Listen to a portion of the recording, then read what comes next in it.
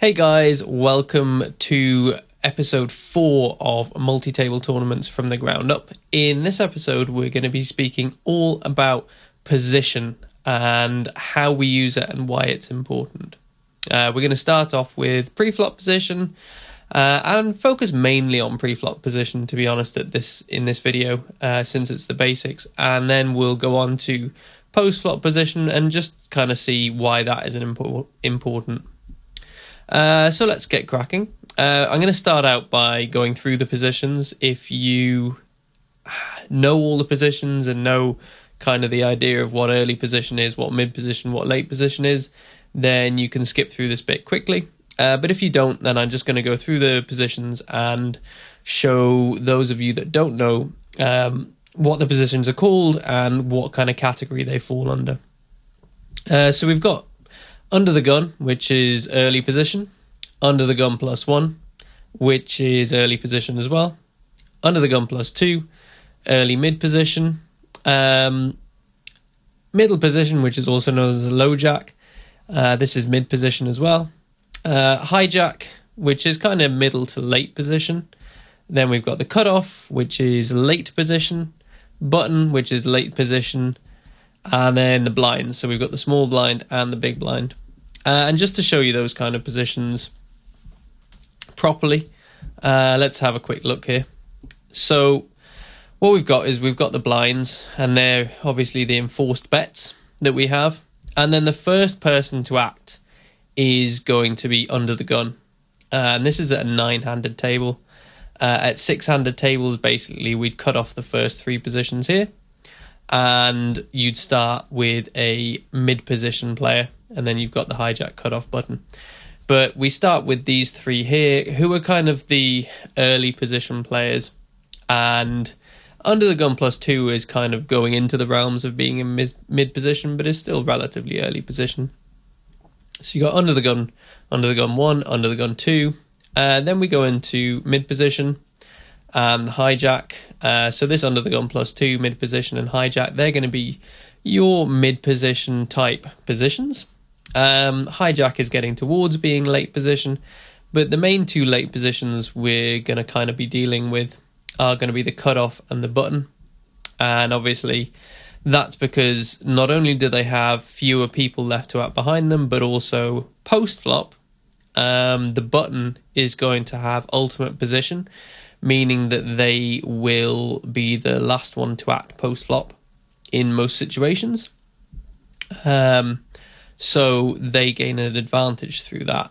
And then we have the blinds, and post-flop, they are always going to be out of position if they're playing, unless they're playing against each other, obviously. Okay, so we've gone through those. We're going to go through pre-flop position as the first player to act, so nobody has put in a limp or a bet before you. When we're starting out in earlier position, we are going to have a tighter range. As we move towards the later positions, so basically as you go through the positions, you're going to be able to open more hands. You might ask why? Well, there's 2 reasons for why. The first reason is that, say you open under the gun. Let's just have a quick look. So if you open under the gun, you now have 1, 2, 3, 4, 5, 6, 7, 8 players left behind you who could potentially have premium hands and 3-bet you or put you in difficult situations post-flop. So for that reason, it's just going to be more difficult for us to play marginal hands from early position, just because of the likelihood of there being, there's 8 likelihoods of there being kind of aces, kings, ace, king, pocket queens in this situation. Whereas if you're playing on the button here, you now have 2 players left to act. So there's 2 potential aces, kings, ace, king, queens, whatever range they're going to play back at you with. So in that spot, it's going to be a lot more profitable to play marginal hands because there's less players to get through. if you think about it, we're still fighting for the same amount of money in the pot, which is 2.4 big blinds in this hand. But whether you open under the gun or whether you open first on the button, you're still fighting for this same amount of money in here. It's just much harder for you to make that profitable with marginal hands from early position. The second reason why we open tighter in early position as opposed to late position is going to be our post-flop position. So the button and the cutoff, they're going to usually have the best position post-flop. And what this means is that when it gets to post-flop, they're going to be the ones that are going to be able to close the action, so they'll be the last to act. And this gives them advantage, which we'll go through later. But if we open under the gun or in early position, it's quite likely that we'll get a flat call or a 3-bet behind us, and we'll have to play a pot post-flop out of position, which gives us a disadvantage.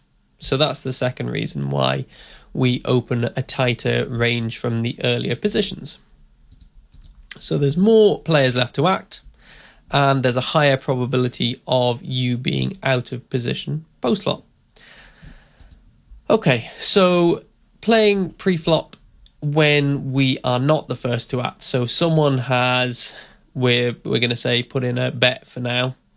Probably a lot of the lower stakes stuff we're going to face limping as well. But for now, we're just going to focus on when someone makes a bet. So again, if our opponent is in earlier position, and also if we are in earlier position, so in this scenario, say under the gun opens and we are under the gun +2, what we have to deal with now is the fact that in most cases, and this is why it's always player dependent, in most cases, most people know that we have to open pretty tight in early positions. So our under the gun players' range is going to be pretty tight, which means not only do we have to play up against a tight range, but if we're under the gun +2, we still have to worry about 1, 2, 3, 4, 5, 6 players left to act behind us. So even if we flat call or 3-bet, we have 6 potential people who can raise us or call behind. So not only do we have to focus on the fact that we're playing against under the gun with a tight range, but we also have 6 players left to act behind. However, a different situation, say we open or someone opens from the hijack and we are on the button, well, the hijack is going to generally have a wider opening range. And if we flat call on the button or 3-bet on the button, now again, we only have 2 people left to act behind us, disregarding the original opener. So we have less people left to act behind us. Our position is going to be better post-flop, and we're playing up against a wider range, which means we'll have more hands that will have good equity versus them. Just to show you an example, I put this in. So we've got a kind of, under the gun opening range that someone could theoretically have of 14.6%. And if we play a hand like King Queen versus that range, we're going to have 41.82% equity. So, we've still got 42% equity basically versus that range, which isn't too bad, but it's not amazing. But if we put it up against someone who has this opening range, which might be more of a hijack opening range, which is 25% of hands, now suddenly when we evaluate that, we've got over 48%. So we're coming up to being a coin flip versus that range. So that again is just like an example of why we get to play more hands post-flop versus wider ranges, just because we're going to have a lot more hands that do well enough against that range to make the call. Plus we have advantages in other ways. Okay, so like I was saying, in later position, as we get later and as our opponent's opening position gets later, we get to 3-bet more, we get to call more, just because our hands are going to be doing a lot better in those situations. I wanted to put this in, know the ranges and exploit the mistakes. We're going to go through a lot of pre-flop stuff in the later videos in the pre-flop section, and we're going to learn some of the kind of, the basic ranges that you should be playing from each position theoretically. And what you can start to do then is to exploit your opponent's mistakes when you see them deviating from the strategy that they really should do. And what this means is that, like, okay, say theoretically you should have between a 15 to 17% opening range. Let's just get them up.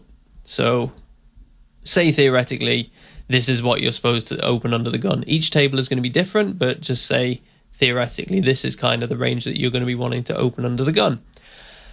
And you see an opponent open and the hand gets to showdown and they show a hand like Queen 9 off. Now they've opened under the gun with a hand like Queen 9 off. In this situation, you're going to be able to say, okay, well, that is way far away from the kind of hands range that he should be opening in this position. And that gives you information as to what this player is doing. And this player is opening much too wide in early position, which allows you to exploit them by either 3-betting them wider if they're going to fold too often to a 3-bet. If they're supposed to open 15% and suddenly they're opening Queen 9 off, which probably means that they're opening, close to 30%. Also, depending on what range they choose to do, then they're going to have a lot more hands in that range that are going to have to fold if you 3-bet them. However, not everyone decides to fold in that case, in which case we get to 3-bet them for value wider. So instead of just, usually versus an under the gun range, we're able to 3-bet pretty tight because their range is pretty tight. Well, now we know that he's got a lot of hands in there that he shouldn't have, and he also is not folding very often to 3-bets, so we get to 3-bet, say a hand like pocket 9s or pocket 10s, which would generally we'd be flat calling versus an under the gun range. Now we get to 3-bet them for value because we know they're going to call worse hands. So it's really all about, I know we've kind of gone off the idea of position here, but it's all about kind of noticing this stuff at the table. And if you know the theoretical ranges that you should be opening from each position, then you're going to be able to adjust when your opponents are doing something differently, and you're going to be able to have the tools to exploit them. The reason why post-flop position that I've been talking about the reason why that becomes important is because we have higher equity realization in position post-flop.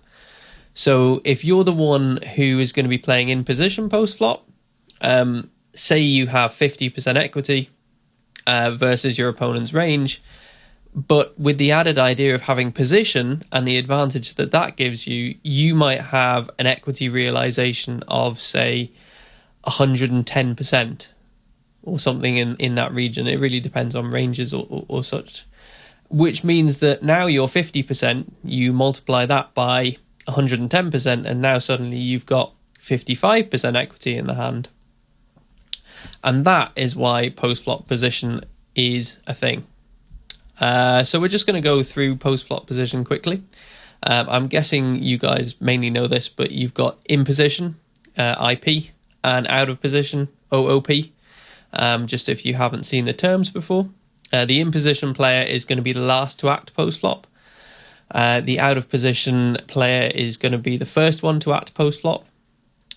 So why is the in-position important in this situation?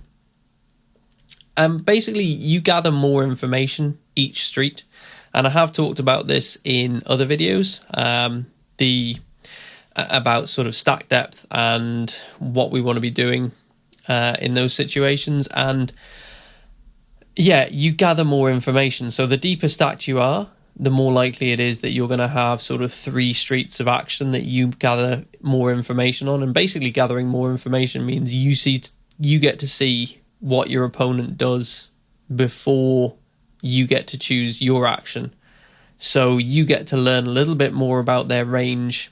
In general, people can play pretty tricky, but you get to learn more about their range by seeing whether they bet, whether they check, what sizing they use, all that kind of stuff you get to see as the in-position player.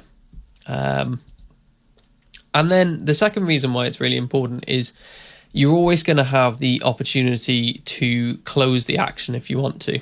So if your opponent bets, you're going to be able to just call and see another street. If your opponent checks, you're going to have the option to check behind and see another street, or bet if you want to. So you have kind of more options open to you than the out of position player, because if the out of position player bets, he could get raised and he could get called.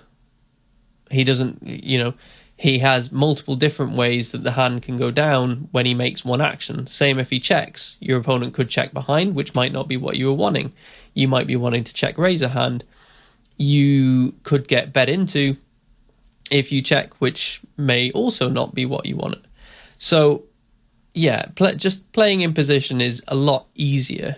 And you just kind of get more information, and you get to choose your action with a kind of finality more than the out of position player.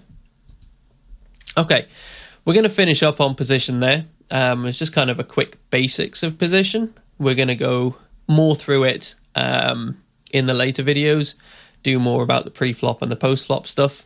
And we're going to do some specific kind of guides on how to play post-flop in position and post-flop out of position in different situations in much greater detail. But I just wanted to give kind of a basic overview of the idea of position and why it's important. So we have got a little bit of homework this week. It's not too taxing. All I want you to do is pre-flop, when you're deciding whether to raise, whether to call, whether to 3-bet, whatever action you're choosing, I just want to ask yourself a couple of questions, which is, how many people are there left to act behind me? If you want to go further than that, the question that I would always ask myself is, how many people are there left to act behind me? And also, what are their tendencies? Do they overfold? Do they 3-bet too much? Do they call too much? Because each of those kind of different areas allow you to build different ranges. And the second thing is, what will my position be like post-flop most likely? So say you open mid-position and everyone behind you up to the button is really tight. Well, in that position, you're likely to have be in position post-flop, because the most likely course of action is that you raise and the hijack through the button fold, because they're tight players. However, if you ask yourself the same situation where you've got, some crazy maniacs who like to play 80% of hands on the button and the cutoff, in that scenario, it's likely that you're going to be out of position.